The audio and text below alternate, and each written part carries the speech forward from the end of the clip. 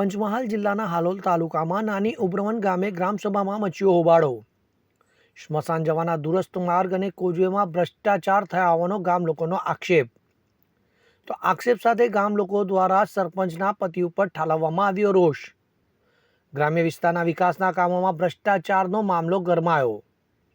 ગ્રામ પંચાયત બહાર લોકોના ઉમટી પડ્યા ટોળે ટોળા। તો મહિલા સરપંચ પતિના ગેરવહીવટ સામે લોકોમાં જોવા મળ્યો ભારે રોષ।